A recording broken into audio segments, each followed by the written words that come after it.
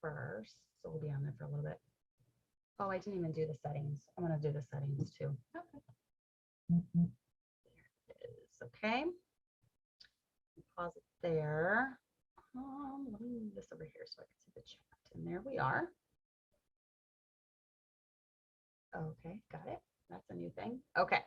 Let me just check these audio settings, guys. Just a second. Audio settings. See how low it is. We're gonna do it way up so people can hear you. Or is it this one? We'll do both of them up. Okay, that way. Hopefully you guys can hear us loud and clear. There they are. Hi, guys.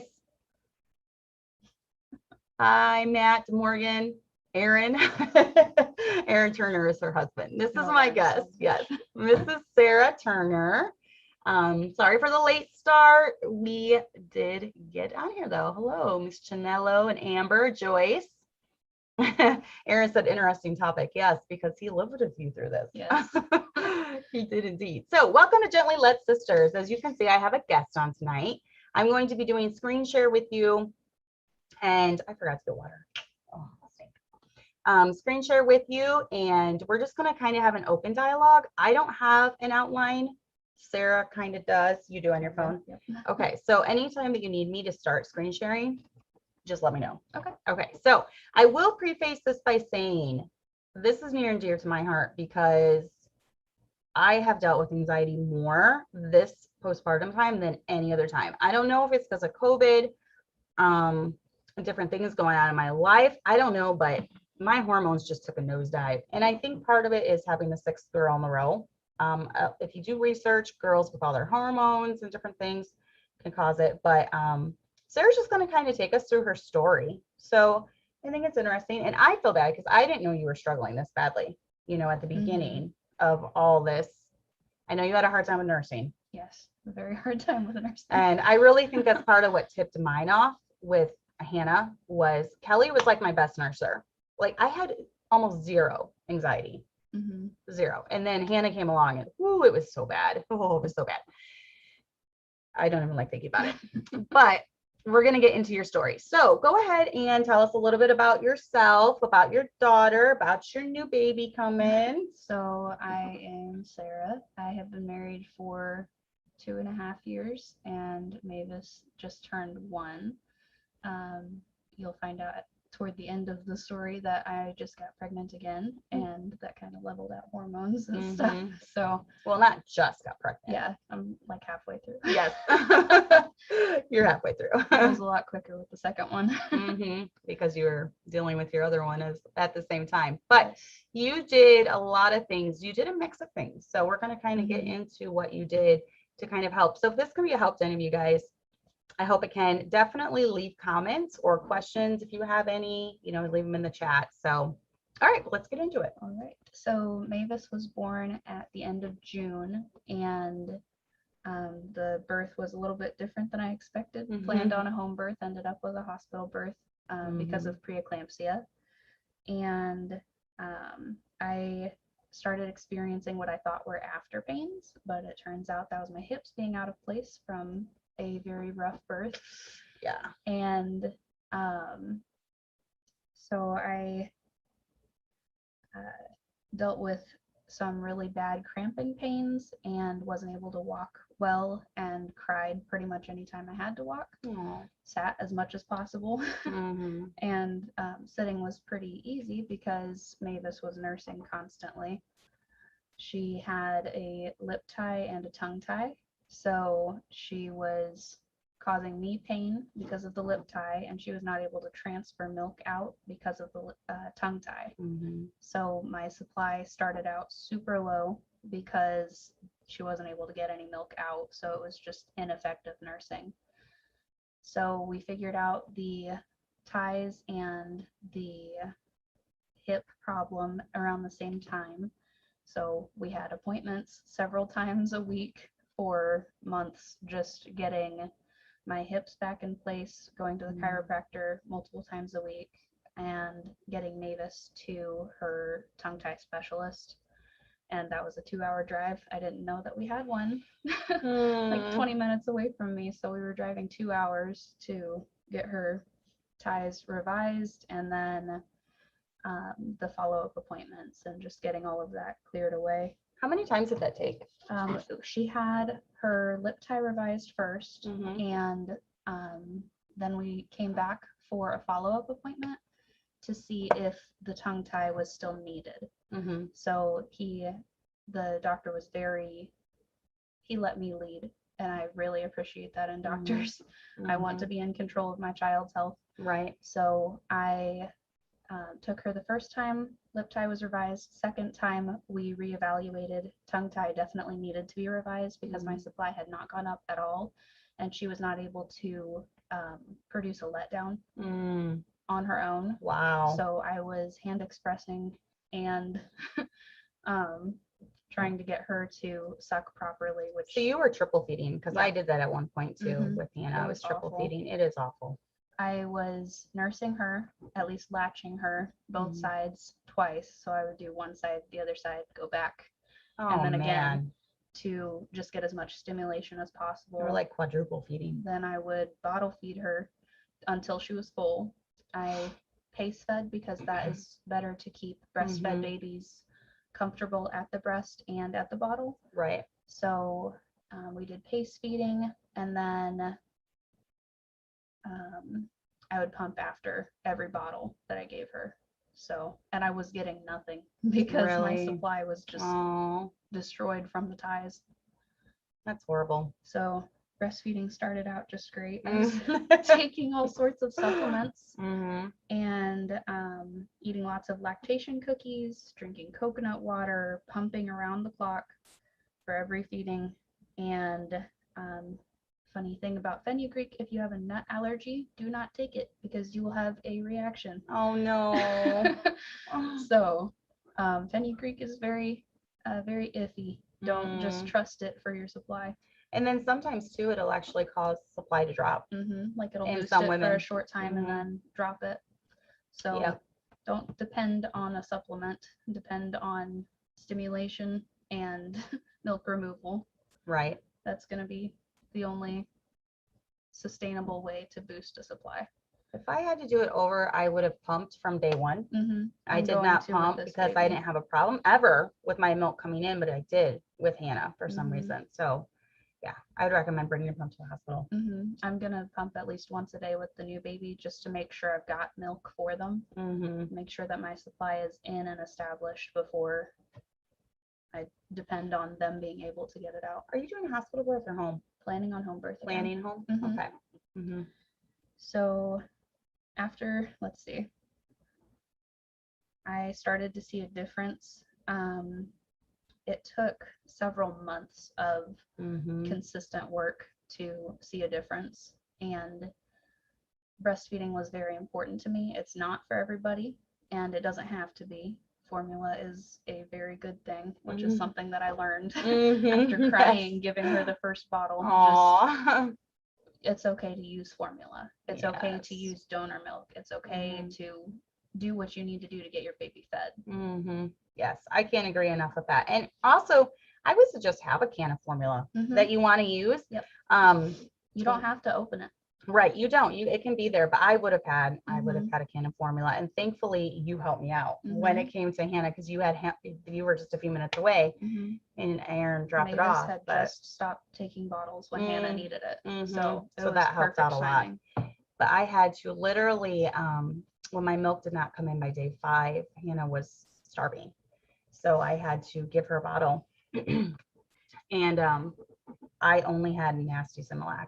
That I'd gotten in the mail that day, which, okay, I had formula though. So I do to feed your baby. I did. It was like 10 o'clock at night, and she gulped that bottle down, and I felt so bad. That was Mavis. She drank so many ounces of milk the first bottles. Oh. Yeah. So then after that, I was doing the same thing you were, because I knew she wasn't getting enough from me until my milk came in. Yeah, I started pumping and all that. So that's where the anxiety started, not being able to produce enough milk and wondering if my baby was hungry all the time. Yeah, it is a real thing. And she developed colic about 2 months into being born. And that was awful. She would scream constantly. just all day, half the night. If she wasn't sleeping, she was screaming, and she did not sleep well. Yes. So I was constantly binding her stomach and trying anything I could, carrying her around in the football hold, just trying to keep her content for a little while. Right. And the appointments happened just again and again. That didn't stop for so long. So I took a break from church, but that was the only break I was getting. There was no rest postpartum. Right. It was just one appointment after another. Yep. So on top of that, she couldn't stand a wet or dirty diaper. So we were changing her diaper 20 times a day. Oh my goodness, I remember that. We were spending over $100 a month on diapers and wipes. That's crazy. And she wanted to be held and just nursed constantly. She would not be in the baby wrap. She wanted to be held and looking around, seeing things, or she would scream. She's a very high maintenance baby. Very high maintenance. I've had a couple like this. Yeah. Kelly. Yep. So that is what we did. She just latched, and she would stay latched for several hours at a time. And if she unlatched, she would scream. She would fall asleep at the breast, and if I unlatched her, she would scream. So that was just her constant pacifying. And then I would offer bottles when she would unlatch, because that was the only way she would be content, is if she was eating. Right. And it took her a long time to gain weight too. Yes, it did. A long time. She wasn't back up to her birth weight until after 2 months. Wow. It was a long time. And she was keeping track of it. Yes. You know, for the haters, she was I on top of it. Doctor, had everything. him doing weight checks. We went to weight checks in our own town that we live in, because they would let us do free weight checks instead of driving 20 minutes. Nice. So we were keeping on top of it. I was feeding her bottles every time she ate. So she did gain weight. Right. She's finally. She is a chunker now. Yeah, she is. She's huge. She likes food. And she's a lot happier. So there is light at the end of the tunnel. We'll get into that. But so I learned from Leslie Berzins about probiotics. I posted on Facebook about a really bad colicky night. And it was one of those nights where the baby was up more than every hour. And she would be screaming and wanting a diaper change because she can't stand a wet or dirty diaper, and she's nursing however many times she wakes up in the night to get her back to sleep. So yes, so I learned about the probiotics, and that's one of our links. That is a lifesaver, I'm telling you. So within a week of using the probiotics, she became a different baby. She was very calm all of a sudden. That didn't stay, but the colic left. So I would wet myself and put the probiotic on. Which one is it? Oh, this one. The last one. Okay, so this one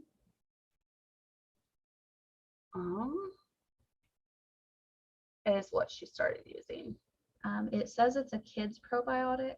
I did talk to her pediatrician about this. Can you click that one? This one. And he said as long as there are 3 different strains of probiotic, then it will be good. He said it does not work for every baby. So it was a lifesaver for me. But if you don't have this as a solution for you, then just keep powering through. They will get through it eventually. And is this is powder? Yes. Okay. Yes, and I did not use the recommended amount. The amount that they recommend is super high. So I just used a super tiny, like a pinch of it each time. Okay. And I did it 3 times a day. And that corrected the colic. Cool. So through all of that, I thought I was doing pretty well. You were like running on adrenaline during that point. Yes. And I would like to add at this part that I had a support system at church. I had my mom that I could talk to. I had my husband who did everything for me. He did dishes, he cooked dinner, he fed the cats. He would go work a full-time day and then be up with me, feeding me while I was nursing the baby because I needed both hands to try and express milk into her mouth because she wasn't getting a letdown. Yes. So I cannot. That's so horrible. Oh man. Yeah, but so shout out to Brother Aaron. Yes. So I had the support system I needed. I did not take it. I didn't reach out for help because I thought what I was going through was not normal. I didn't want my friends to see me in such a bad state. Aww. So yeah, because I did not know how bad it was. I didn't know. We're not even sure how bad it was. Oh, but I didn't know how bad it got. Yeah. Either. I knew you had problems nursing her at the beginning. You never went into extent though. You never complained about it. You never said anything about it. I'm very much a get through things on my own person. Yes. And I should not have been when I was at such a weak point. Yes, I agree. If you have a support system, take them. Yes. They are there for you to use. So we started sleep training, and this is when things got really bad for me emotionally and as far as the anxiety. I put her in her own room, and if you decide to start sleep training, start at nighttime. Don't do naps because that is just going to drive you crazy. Sleep train at night first, and the naps will follow. So we stopped sleep training with the naps, took a break for a couple of weeks, started at nighttime, and that helped a lot. The naps just fell into place. Yeah. Let's see, I've got the diaper changes. And I want to say too, like, even when it comes to co-sleeping, you do what's best for you. You know, if you do better mentally with co-sleeping, then do co-sleeping by all means. But some of us, I'm to the point now where I don't sleep well co-sleeping. I need to get my sleep back because I don't function well. I had a bad night last night. You can tell I'm all tired. But I'm to the point where I need my sleep. So that's where I am trying to sleep train. And there's different spectrums of sleep training. You know, if you don't agree with cry it out, you don't have to do that. No, you can do a gentler method. You can get them, just put them to bed half asleep, pat them, rub their back until they learn to fall asleep on their own. You can inch your way out the door more and more every night. Yeah. There's more gentle methods. So many resources too. Yes. Just look up sleep training techniques. Right. You don't have to stick with one. Yeah, do what works for you. When you figure out what works with you, stick with that. Yes. You got to be consistent at something. Right, because they're going to be all confused. Yeah. So, what is mom doing? So the sleep training, we got that figured out. She was still waking up to 7 times a night. Every night. And wanted to be fed and diaper change every time. Wow. So lack of sleep became a very big trigger for my anxiety, and I dealt with something called postpartum rage, which is a branch of postpartum anxiety. I knew nothing about it going into motherhood. I knew about postpartum depression, right? Because that's the only thing I'd ever heard anybody talk about. But the postpartum anxiety and postpartum rage reached a peak around the 3.5-month mark. She would me not sleeping and her not sleeping. So if she would wake up, it would trigger it again. Right. Which she was waking up multiple times a night. Every time I hear her crying on the monitor, I go in and I'm just so furious that she was awake again. Right. So I started waking up between feeds and getting very anxious that someone was in our house, and I would go and check all the doors. And I would go everywhere but her room because I don't want to wake her up again. Right. So you were imagining things. Yes, I was hallucinating that I was hearing someone talk through her monitor, and I believed that there was someone in her house trying to hurt my baby. And this was all the anxiety, it was the lack of sleep, and the rage on top of that was making me very scared that I would hurt her. Because in the middle of the night when she would wake up, I would go in her room and pick her up, and I would shake because I was so furious that she was awake again. And I would nurse her gritting my teeth because she woke me up. Yeah, like I can't stand this, but I have to nurse her. Her fault that like she's a baby. Right. That's not something I knew that it was not normal after a while of this happening. Right, like Joyce said too, and then the rage probably made you feel guilty. Oh yeah. Yeah, like why am I feeling this way? You know, this is just everything crashing. It's like I would go back to bed and cry because I knew that I was doing something wrong. I felt like I was doing something wrong. I didn't realize that any of this was okay. It was normal. Right. You thought it was normal?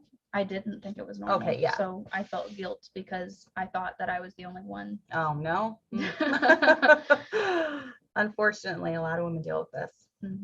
Yeah, so I would put her back in bed every night, trying not to shake her, telling myself, don't shake her. She's a baby. Right. She just needs milk. This is normal. Right. It's okay for her to wake up in the night. So let's see, in September, I decided that I needed some sort of goal to give me motivation because during the daytime, I was getting very lonely being at home by myself. I had a job almost until we moved closer to the church. So I was used to being out of the house every day doing things. So I decided I needed a goal and I started the Clean Mama cleaning routine. That's another one of the links. And it's a flexible cleaning routine. It's designed for a single person. So if you are if you are a first-time mom and you don't have older kids, if you're a mom of many, you don't have older kids, this account has a flexible routine. You have 5 daily tasks and then you have weekly tasks. So the daily the daily tasks are make the beds, check the floors. You don't have to sweep them every day, just check them. If there's a big mess, you clean up the big mess.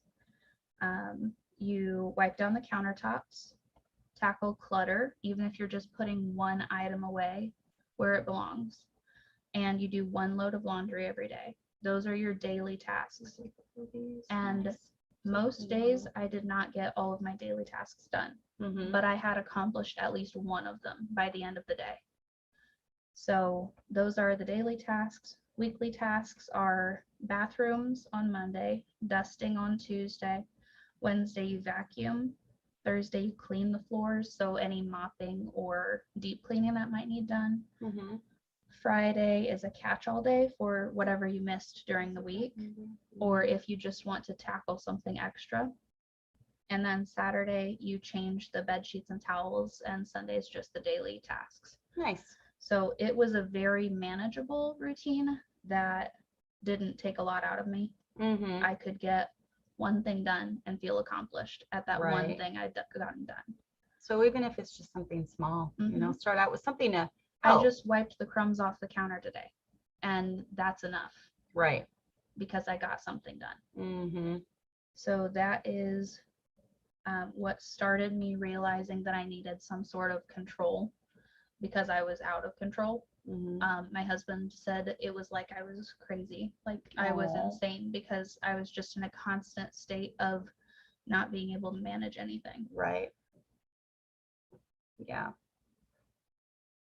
Okay, so that was in September. In October, she ate her last supplemental bottle, and I was finally making enough milk after 4 months of pumping and bottle feeding and latching, unlatching, her crying. It was a very big accomplishment, and I remember.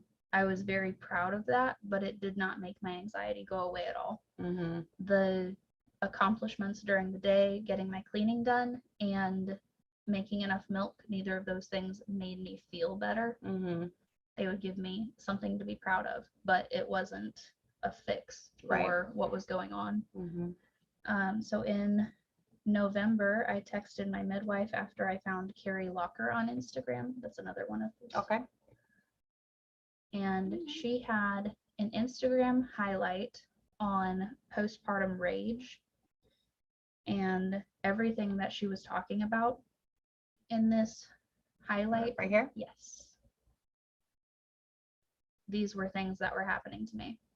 Okay. So it's further in on this part here. These. But she goes over so many different things regarding postpartum, regarding pregnancy. It's a wealth of knowledge. Never mind. Her account is just so full of help.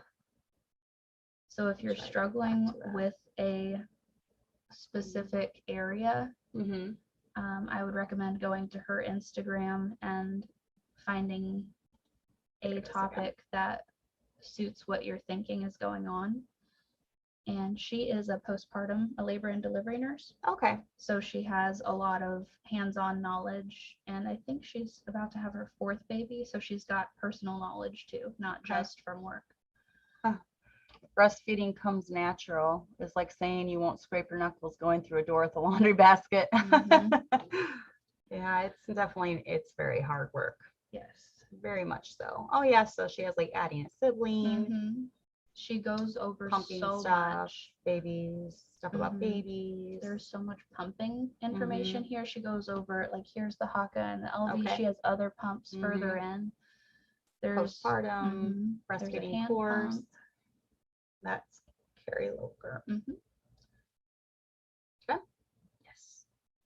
So after I contacted my midwife about what I found on this account, and I think this is what's happening to me, she got me in the next week, and we decided that it was best for me to go onto a medication because of how extreme the symptoms were. One question that she asked me was, have you felt like you want to hurt yourself or the baby? And when she asked that, it was like tears instantly, because you're in the middle of the night, your baby's screaming, I want to shake this child, because that might make them stop. Right. And I understand now, after going through that, why parents are put in jail for shaking their babies, and how these horrible tragedies happen. It's not the parent doing it intentionally, it's the postpartum hormones. Exactly. It's the lack of sleep. It's the just everything, trying to feed them, just everything piling. Yeah. So we decided for me to go on a medication was the best thing. I went on to Zoloft, and I would like to say that medication is not Satan embodied. It is made for a reason, and I'm against big pharma as much as the next girl, but I think that there is good and evil in everything. And in medication, if it helps you, it is a good thing. And I have known some women that they do have those thoughts of harming themselves or harming their babies. And if you have those thoughts, you need to go get a checkup and tell someone. Yes. You know, you were brave enough to tell someone. You know, that you knew that you had reached this point where I need help. I told my husband about a month before I contacted my midwife that I need to do something, because I am not okay. I know that the baby is not causing these things, right? But I am becoming an issue. I'm afraid I'm going to hurt her. So I contacted her, and that's where this started. That's where the progression came. Right. So like I said, medication can be used for good or evil. Take it as prescribed. Taking more does not fix things faster. No. Your midwife or your doctor, I believe they have our best interest in mind, as long as you're being honest with them and as long as you trust them through the process. So my midwife was incredibly on my side. She was an advocate for me through my preeclampsia and switching to the hospital. She made sure that I would have help in the hospital if she was not able to be there. So she had my best interest in mind. I trusted her with my health. Right. So in January, this is after I went on the medication, we started cloth diapering full time and figured out how to make her go longer between diapers. So it was not having to pack 20 diapers every time I left the house anymore. Yes. And I didn't have to get up to change her in the middle of the night or a nap time. Excuse me. So at that point, sleep training went easier. Right. Because she wasn't waking up from a wet diaper anymore. It was just hunger. I remember that milestone too, when you finally discovered. Yes. Mm-hmm. It is incredible. Mm-hmm. So we switched from 20 diapers a day to 5 to 6. Wow, there you go. And it was an incredible change. Mm-hmm. In February, I decided to go off of the medication. So I started it in November, so that's about 4 months. That wasn't long at all. No. But it helped you. And I like what Yes. Amber said. She said, I reluctantly had to rely on some medication to help with postpartum rage as well. And it did help. I didn't stay on it long, but it was like a stepping stone to get through some tough times. And I like that it's a stepping stone. It's a helping. And then Cassie said, I went on Zoloft after Leah passed. As much as I was against medication, I couldn't sleep. I kept waking up, imagining she was here, memories of all that, of all the bad, but the medicine truly did help me. You see, a lot more women are on it than you know, and it's a very taboo subject. And I do believe, being raised IFB my whole life, it's taboo in the IFB world. I was raised, my mom had to be on a medication for a certain amount of time after a couple of children because of these kinds of issues. She was the only person that I knew of who had ever been on a medication. So to me, going on medication is like not trusting God. And it's kind of preached that way sometimes. It is. So the pastor that I grew up under didn't talk about it much, but my pastor now, Pastor Tommy, he is very good about, it's made for this. Right. It's made for when your hormones are not working properly. It's made for when your mind is not functioning like it's supposed to. And hormones plays into it. And you know why he knows? Because he's married someone that's had 8 children. Yeah. So he knows I'm different in my postpartum year than normally. Okay. So he's seen me go through. He's experiencing firsthand. Right. And I've had some, like I told you, my boys, I had, when I was younger, 0 anxiety. After they were born, nothing. It's only been the last few years that I've really gone through this. And maybe maybe you've gone through this to be an advocate and a help to women that are That's what I hope happens. Yes. Maybe I've gone through it because God knew I needed to experience it to see because you're not in control of your hormones and your thoughts. And it is really, it's tough. I've never had to go on medication. I'll put that disclaimer out there, but I am not against it if you have thoughts like, you've had. I've been able to forego that. I've been using a lot of the natural stuff that we'll show here in a minute. I'm getting close to that. Yes. But I mean, if you have to, I would. There's side effects to everything. Yeah. So you have to weigh the cons and the pros. But I have known of women in their postpartum years that have killed themselves and killed their babies, and it's not worth that. No. It's the pride of not going on medication. A medication and not hurt yourself or your child, that's a win. Yes. If all it takes is a couple of pills that your insurance will probably cover. The Zoloft medication was $10. And that was a month's supply for me. And that helped me to not shake my baby. Yeah. And there's so much stigma around it. There really is. And I know it because I've heard it preached from the pulpit. If you need to go on antidepressant medication, you have a spiritual problem. You have a heart. I've heard preachers say that. God. You have a heart problem. God. So you gotta be careful about that. So I decided I wanted to go off of the medication. It did its job. It put a wet blanket on my emotions and helped me to calm down. It does put you into like a fuzzy kind of a feeling when you get like where you would have a peak of emotion. It just puts a wet blanket on it. That's all it did for me. And it can have adverse reactions. So pay attention to the pamphlet they give you. Yes. Yeah. You have to be aware of the side effects. Everything has side effects. Even natural stuff can have side effects. I'm going to talk about that too. So I decided that I wanted to go off, and my friend Nicole, she's been on the show before talking about herbs.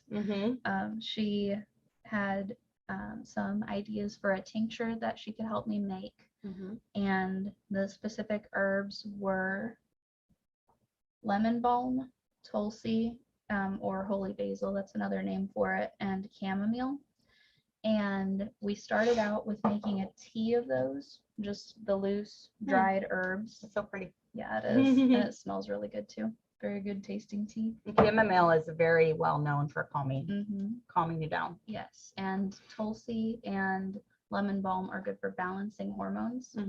So when you're in the peaks of hormones from breastfeeding and just being postpartum, and your body's trying to return to normal, that is a good step to take, using some herbal tea to help bring you back down. So we started with the tea because that would not contradict the medication. So you started that while you were still on the medication? Yep. I would drink that every day, usually once a day, because that's all I could get in with how high maintenance of a baby she was. Right. Just because she wasn't colicky anymore and didn't need the diaper changes every single hour of the day does not mean you're not going to have a high maintenance baby that needs you. Right. That wants to be held constantly. Yeah. I've had 8 and I've had about 3 that were really, really tough. You just can't put them down. And they've turned out to be some of my best teenagers. So there's hope. I'm looking forward to that. Yes. So I made the tincture with my friend Nicole, and I talked it over with my midwife because, like I said, she did have my best interest in mind. I trusted her. So she agreed that it was going to be a good plan, and we set up a date to go off of the medication. I did wean off, which is important so you don't get withdrawal symptoms. But I weaned off the medication and I started taking the tincture. And this one, I've been taking that the last couple of weeks, seeing if it would help a little. It's got the herbs that I mentioned earlier. I don't think you're going to be able to read it, but lemon balm, Tulsi, and chamomile. And this one is mixed with alcohol. It is possible to make a tincture without it. You said you've made one with vinegar. And you can use something like glycerin too. But if you use glycerin or vinegar, you're going to have to take more of it and more often. Okay. The alcohol in this gets it into your bloodstream immediately. So it's going to have a quicker effect and a more lasting effect. Right. So this one I took 2 to 3 droppers of 3 times a day.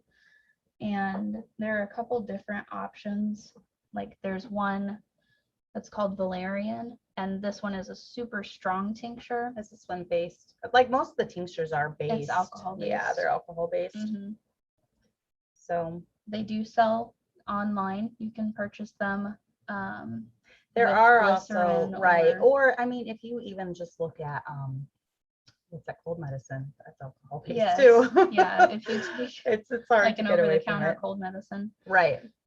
But This like I is said, valerian. most things are both good and evil, and I believe alcohol is used medicinally. You can't get drunk off that. No, you're taking a dropper of it in a Right. day. So that one was a good one. And then this one is super mild. It's called Rescue Remedy. Kids can take this one. Yeah, it's very, very gentle, and you take 4 drops of it. So it is the least effective, but you can take it the most frequently. It does not have on it like how many times a day. It just says as needed. So it is a very gentle remedy. It's not going to be a super strong one. Oh, I'm sorry, KJV. She said, I sure wish I had these videos and helps when I had my babies. I was pretty much on my own struggling. And I was too for my first, people want to rag me for having a channel, but I would have loved a channel like this when I was younger with my babies. YouTube wasn't a big thing back then 20 years ago, but I would have loved, because I was always reading, but having such specific videos to help with these problems would have been awesome. Yeah, you can search the channel for these specific things. Right. And if I hadn't had these resources, I don't know how long it would have taken me to realize that there was help for me. Right. I don't know if I would have contacted anyone. Probably not, because I didn't even know it was that bad. I didn't even know what was going on. You didn't even really want to reach out to the ones that you knew in real life. So, and you know what? It wasn't until when did you start talking about it? After I went on the medication, after things calmed down. Was it almost like you just had to get through it, and then once you were over that hump, you could then address it and start talking freely about it? Yeah, I wanted, at that point, I realized what I'm going through is somewhat normal. My midwife said that 2020 was a year that most of her moms had to go onto a medication or have some sort of anxiety relief because it was so hard. Yeah. So I realized it was a normal thing and common, not normal. Yes. It's not common. It's not normal for your body to go through this unless you're postpartum or unless you're going through a big life change, like things like that. Divorce, bankruptcy, a big move. I never, my, you know how my emotions are. I'm so even keeled unless I have a baby. Yep. And then it's anyone's guess. Yep. So I'm definitely better now. She's almost 9 months old, but I still have rough days. Saturday was a rough day for me. So I doubled up on that. Yeah, you figure out what you need to get through it, and that's how you make it. Yeah. So if I hadn't had the medication and the tinctures, I would have kept with my goals for the day and tried to just get through it. So after I switched to those, things still did have peaks, but because I was using it consistently, and then I would use the one consistently, and then I would alternate these ones based on how bad my symptoms were. So this valerian worked with nursing. Yes. Yes. Alcohol does not, unless you are a drinker or you're drinking heavily, it will not get into your breast milk to harm your baby. Well, especially in a little dropper. Yeah. Yeah. The dropper is so tiny. Yes. So I would alternate the valerian if I was having an extreme, like the entire day was, you can tell when a day is going to be bad. Yeah. And then this one I would use like in the middle of the night when I went in to feed her and she was having a rough night. I would use this at every feeding, and that would calm me down enough to not have the need to fix the issue because it's not an issue, it's a baby. Right. So the baby waking up in the middle of the night is totally normal. Yes, it's completely normal. Yes. Up to 2 years. It's normal and okay. Kelly just started sleeping through the night and she's 2.5. Big milestone for us. A huge milestone. So those worked when I needed them to. And then in March, I got pregnant again. Surprise baby. So my hormones leveled back out. And I do still have peaks of anxiety because I had minor anxiety my entire life. But the extremes don't happen because I'm pregnant again. So isn't that funny? I do find her in pregnancy too. I don't struggle with my hormones during pregnancy. It's after I have the baby. I think it's related to breastfeeding. Yeah, I do too. I really do, especially when you start off having a hard time with the breastfeeding. Someone asked earlier, I want to address this. What was the thing that you found that made you be able to switch down to less diapers? Oh, I was using a pocket diaper at the time. I had switched to a flat diaper with a cover on it, and I would put a fleece liner. So I would cut a piece of fleece. My friend helped me with this. She cut up a couple of her blankets. And just as long as it's a super thin fleece, the baby can't feel the wetness because the pressure puts the liquid right through the fleece. And then the liquid is in the diaper. Fleece is a barrier. A stay dry liner. So if your baby is not allergic to like synthetic materials, you can use that. If you can't use that, wool is a good alternative. You just lay it inside of the diaper and they don't get as red because they're not touching wetness and they don't feel as wet. Nice. Yep. I remember when you went down to that. And then Sarah asked, was your milk production ever affected by your mood? Never. No, when I was in the hospital after I gave birth, a lactation consultant came through and said that I had an abnormally large amount of colostrum. So I think, I don't know for sure, we'll find out after the next baby, that I would have had a very large supply. So going through mood shifts and things never affected the amount. I know that for some women, like for you, your environment when you're trying to give your baby milk will affect whether or not you can let down. It was horrible. I would like, Amanda went through this too, if she's watching. I don't think she's watching right now, but she went through this too. And then I would have like anxiety attacks. Like my whole body would break out in a cold sweat. Oh, it was awful. I never want to go back to that again. And then someone also asked, at what point after pregnancy, this is a good thing to address, because you're pregnant. You're about to get, she's pregnant with her first. So Okay. at what point after pregnancy do women usually know if it's normal baby blues or extreme hormonal issues? So there are a lot of resources for like a specific graph of what amount of time is normal. My hormonal issues came on at 3.5 months. So I was past. You were past that point. What would have been baby blues? I would say within the first month and a half. They say 6 to 8 weeks. Okay, so that month and a half to 2 months. You're gonna be figuring out if it's gonna be a different emotion too. Baby blues are crying because this baby's gonna grow up so quickly. Yeah. It's a lot of like little things that your emotions are reacting to. It's not so much a feeling of dread and like my baby needs to eat again. It's those kinds of thoughts come with the extreme hormones.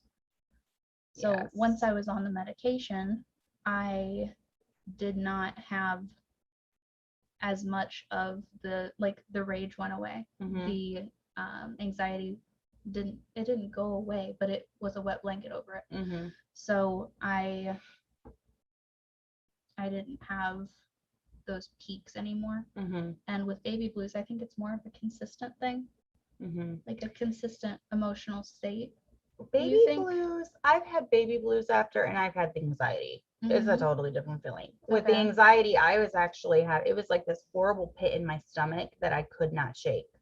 And I would, like I said, it would almost like I would retreat inside myself, and I would have the anxiety attacks. I would break out in a cold sweat. I've got symptoms. Oh yeah, okay. So symptoms of anxiety: physical, heart pounding, flushing, shortness of breath, dizziness, sweating, headache, dry mouth, stomach pains. See, it's like everything I was just saying. And I did not have Awful. I did not have any physical symptoms of anxiety. I did with the physical. Then muscle aches, pains, restlessness, and inability to relax. Those last two I had really bad. I just felt on edge all the time, like my adrenaline. You could tell by how you carried yourself. Yes. I just felt like I was I was not myself. You would walk around with your shoulders hunched. Yes, but I had to be around people because I got worse at home. So I had to be around you guys, but it would wash over me. It was, especially when I would try to go feed her in here and she'd be screaming.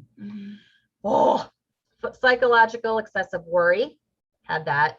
Irritability, impatience, feeling on edge, fatigue, of course, vivid dreams, mind racing, mind going blank, indecisiveness, difficulty concentrating, and decreased memory. Oh yeah. So I experienced most of the psychological related issues to anxiety. I did about half of the physical, half of the psychological, and the behavioral, obsessive or compulsive behavior. I never had that. I did have that. Phobic behavior, never had that. Avoidance of situations, never had that. And distress in social situations. So I didn't really do any of the behavioral things. I had the first one, the obsessive or compulsive behavior about her feeding and her sleeping. She needed to sleep a certain amount of time. I would be furious if she did not sleep more than half an hour. And then distress in social situations, trying to feed her at church. I do remember that with you. I would tell the kids, I need you to leave the nursery. I don't want any interruptions. Just, it doesn't have to be an extreme distress. It can be that obsessive compulsive, you need to leave. This is how I do things at home. Right, like your routine and nothing, you can't deviate from that. Yeah. And I wanted to go over things that helped and things that did not help. So things that did help: having a supportive husband. Yes. My husband did everything for me. Aw, shout out to Aaron again. And he still does dishes. He's been doing dishes since a month before she was born. Aww. And he still helps as much as he can. He's a good guy. And this is your husband is your mate. You're a helpmeet. You're not a do everything. Right. You need your husband to support you and help you, especially postpartum. Yes, especially. And husbands, you got her in that situation, so you got to help out. Yeah. If you're listening, take responsibility. So having a supportive husband visiting friends' houses on the really bad days before the medication started working.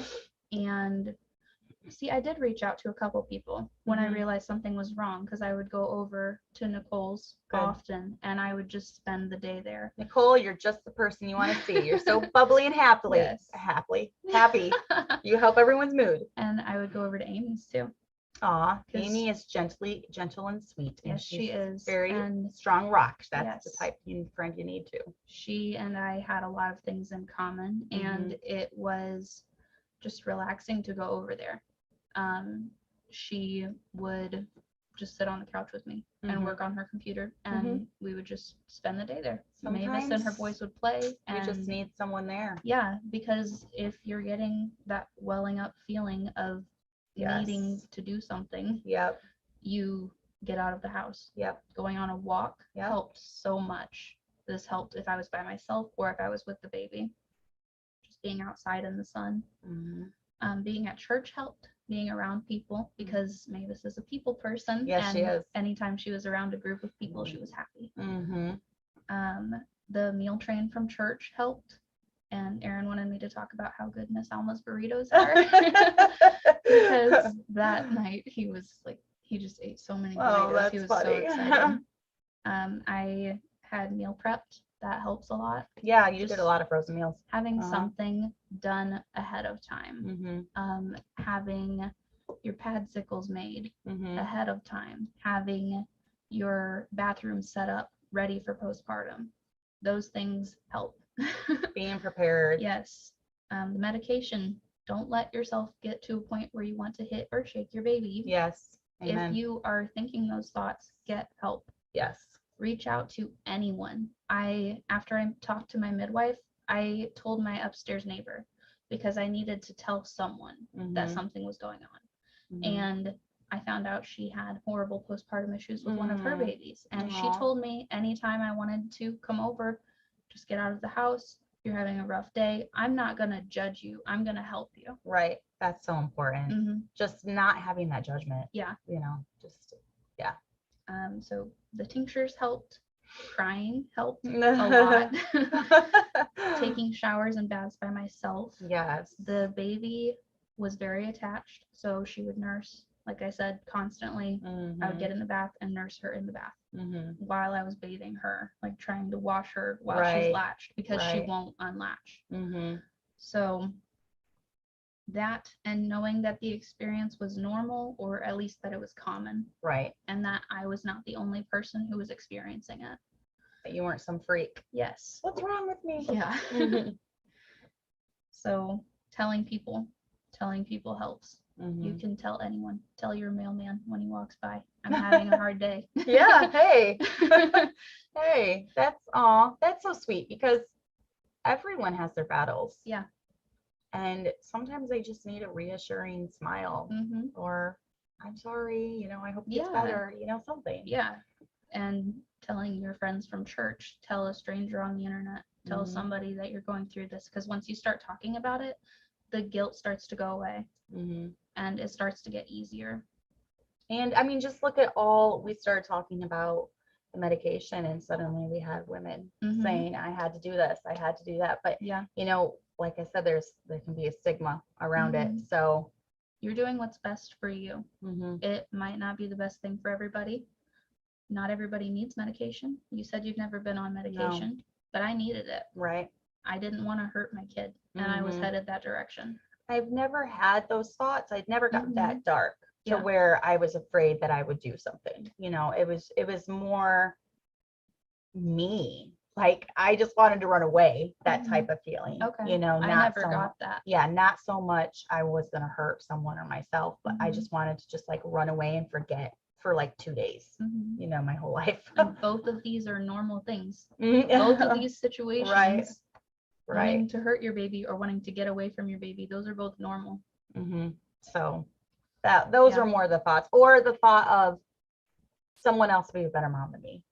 Just guilt over, because I can't get this nursing thing right, or I can't get this, she doesn't even want me. All she wants is a bottle. What kind of mom can't nurse their baby? I've done this 7 other times. What's wrong with me?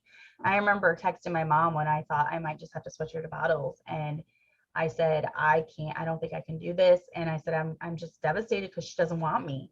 And my mom told me, she's like, it's not that she doesn't want you. She just prefers a bottle. There's other things. Bond with her when you're feeding her. And that was the best thing my mom could have told me. Yeah. Just bond, look at her when you're feeding her a bottle, look at her, sing to her, and that helped me so much. I'm like, okay, my mom's not going to judge me. Your own mother is such a big thing. I know. Once I started talking to my mom about this, she was telling me everything that happened when I was a baby, because she had this trouble when I was a baby. Because I was a horrible baby. I was a whole lot like Mavis. Yes. Mavis probably going to be easy. I don't know. You said you were kind of a spunky teen too, but yeah. Hopefully it doesn't come back when she's a teenager. Yes. But yeah. So things that did not help, when people would ask me how she was sleeping, because she did not sleep. Even after the diaper changes and even after we got the feeding figured out, she would be up so many times in the night. Some nights she was up to party like Hannah. Oh yeah. And just awake for hours in the night. It's horrible. So don't ask. Don't ask a new mom how her baby is sleeping. Yeah. If you're looking for advice on how to help somebody, bring them food, offer your help, do dishes while you're at their house. When you drop off food, can I wash your toilet for you? That's the help I needed. I couldn't clean. Aaron didn't have time to clean. When he got home from work, he was babysitting me. So offer to help. My mom, anytime she was over, offering to help me. Jackie, anytime she was over, she was getting food ready. She was holding the baby while I went to go to the bathroom, because this baby wanted to be held in a certain position. Yes. No matter what. So I did a lot of things left-handed. You learn how to wipe left-handed, and it's really hard. So don't ask how they're sleeping. Don't ask if they're gaining weight. That's in it. I remember I weighed Hannah. I knew a little bit of when you went. I was weighing her every day, and when she would lose an ounce, I'd freak out. Don't ask a new mom if her baby is gaining weight. She knows. She knows what she's doing is either working or it's not, and she will reach out for help if she's ready for it. And don't tell her that she's feeding her baby the wrong way. No, I would hope no one would say that. Do not tell your friend, don't tell an acquaintance that formula is bad. Yeah. Because the only way my baby was able to eat anything was if I was giving her a bottle. I was not making milk. Right. So if my 20 minutes of pumping produced half an ounce, I gave her my half an ounce of breast milk because I knew that was the healthiest thing for her. But if you can only afford Similac formula, feed your baby Similac formula. Yep. They made it to help situations like this. Right, exactly. So that's why it's there. Doing what's best for your baby is sometimes what's doing best for you. Sometimes that's weaning early and giving them a bottle. Yep, which I'm trying to do, but Hannah's not taking to it. But that's what's best for your mental health. That's what's going to make your baby happy because you're happy. Exactly. I agree. And like Amber said too, it's so important to remember that every baby is different and every postpartum experience is different. There's no rule book. There's really not. Every single one of mine is different. I never know. Am I going to have? I'm looking forward to this one being different. I think it will. I think it will be different. Every single one of mine has been. So yeah, I don't think it'll be the same. So those are my tips. That's what helped. That's what didn't help. That's the end of what I've got. Those are good tips. Thank you for sharing your story. I know just opening up to other women helps so much. It helps open the dialogue. It helps open communication, and exactly, Joyce, do people want to let your baby starve? It's the same way with choosing between a hospital or a home birth. With you got the preeclampsia symptoms. Yep. So you had to do the hospital birth. We planned a home birth for the entire, let's see, we planned a home birth for the entire pregnancy, and then a week before she was born, I had a higher blood pressure, and then a couple days before she was born, I had another higher blood pressure. So my midwife told me, this looks like preeclampsia. She gave me a few options. I could wait and have some testing done over the weekend, or I could plan an induction. And so I decided, you know what, preeclampsia is serious. Your placenta can detach, your baby can die in your womb. I'm going into the hospital. because that's what's and safest. I was so proud of you for that, because I know you had your heart set on a home birth. And I was so happy that you had a good attitude about it, and you're just like, okay, this is what we're gonna do. Yeah. You know, you didn't Plans change. Right, exactly. Yeah. And the healthier baby was more important than Absolutely. having a home birth. So it's one of those things where there's no shame in either. If you want to have a home birth, that's fine. Great. If you have a hospital birth, if you have a C-section, there's no shame in that. So yeah, yep. I agree too, Nicole. She said, I'm amazed at how many women have related and opened up on here. Exactly. That's why I love this little community that we have, because so many times you do feel alone. And I know you felt alone so many times, and like, what's wrong with me? But just to know someone else out there is going through it. Start the conversation. Yes. Just start talking, because somebody else has gone through it too, and they're too afraid to talk about it. Yeah, they have. They are too guilty to talk about. Yep. And you never want to let it get, once again, we're going to reiterate, don't let it get to that point where you're having thoughts of harming yourself or harming your baby, because when you start having the symptoms we talked about, the cold sweats and the things are going over and over again in your head. When you're like look up symptoms of anxiety. If you're experiencing these things, symptoms of postpartum rage, there is very little information on that, but it's out there. Right. And if you find some of these symptoms match what you're experiencing, talk to somebody.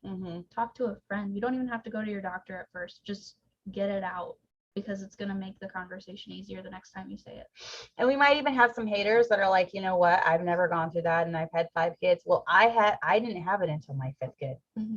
I had my first 4 were easy peasy, no postpartum stuff, no anxiety. Then kid 5, Allie, hit, and it was every single one after that I've had it somewhat. So I don't know if it's age. I don't know if it's the more kids you have, the hormones are building up. For me, you had it with your baby. first. Yeah. So, and it was extreme. Yes, it was just an easy thing. It wasn't the baby blues. Not that baby blues are easy. Right. But it wasn't the starter level. It was it was overwhelming to your life. Yeah. It was taking over your life. It changed me. Yeah. Yeah. And then Sarah Wallace had left a comment earlier. She did say that she developed anxiety during the birth of her last child, I believe she said, and she said it changed her. She hasn't been the same. And I think it does make you, I know for me personally, it makes me more aware of what other people might be going through. It changed my outlook. Yes. On motherhood. Yes. On other people's postpartum, like you said. I'm much more willing to ask a mom if she needs help. Right. And I'm much more willing to just be there, you know, because you know what it's like, and you know that it's like a pit that you're trying to drag yourself out of. Yeah. I probably should have been on medication. That's why I got the ladder of the medication and got out of the pit. Yes. Use the tinctures to help me stay out. Right. Exactly. Yeah. So I know I wouldn't wish that on anyone either. Panic attacks are the worst for sure. And I've always been in complete control of my emotions. So that's really scary. I feel like too, for type A personalities who are used to being in control. Like you said, you felt like you had no control. Yeah. I'm a very controlling person. Yes. I try to work on it, but so things will be a certain way. Exactly. So for our personalities, yes, to just feel completely out of control is really tough. It makes you feel like you're broken. Yeah. Like something that you've had your entire life is gone. Yeah. Your security blanket. Yes, that's a good way to describe it. Oh, so get help if you need it. Definitely. And it is very good to have a support group, and try to get into a church, you know, where there are other moms, there are other people going through that. You know, if you're not in a good church, please find one. Please go Google Baptist churches in your area and get in one, because this is, you need to be around good people, good moms that are going through this. Don't try to do it on your own. Yep. So that's all we got for tonight, guys. It still went about an hour. So thank you for joining in. And she said, you have such a sweet, innocent face. It goes to show you just can't know what someone's gone through. I did not know it was to this extent.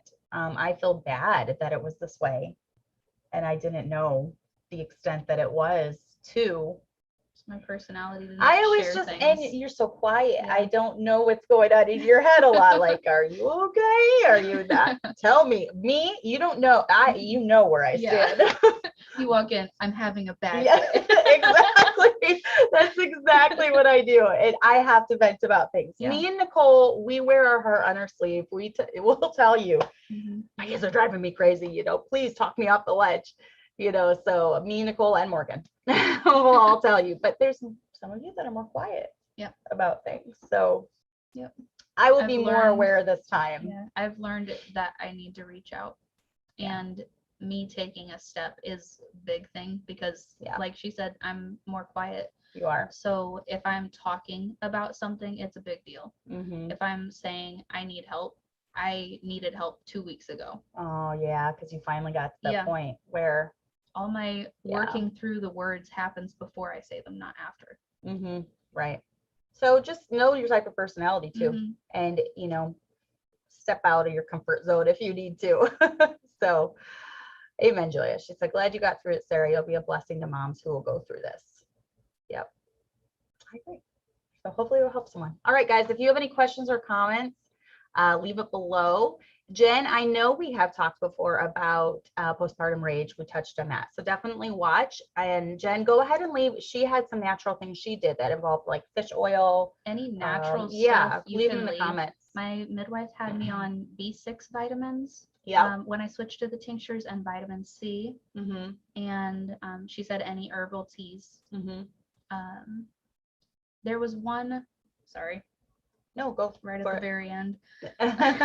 There was one herb that my friend Nicole recommended that I avoided because my mom had issues with it. St. John's wort. Okay. It's a very powerful herb and it can interfere with medication. So if you are taking a medication, don't switch to St. John's wort until you're weaned off completely of that medication. Okay. Yep. Oh, and always just, have a trusted midwife like we do. Have a trusted midwife. Talk to her. If you know someone that knows herbs, talk to them too, because they're going to know so much more than you. If I hadn't had Nicole, I wouldn't have switched to the tinctures. Right. Exactly. So fish oil, D3, and St. John's wort is what she recommended. So yeah, just do your research when it comes to it for sure. Yep. So, all right. That's all we have, guys. So thank you for going on. Yeah. And I'm going to be more aware this time around. I'm going to be asking, do you need help? Tell me what you need. Sarah? I'm going to send one of my kids over. Yes. I'm going to send Abby over. Yep. Tell me.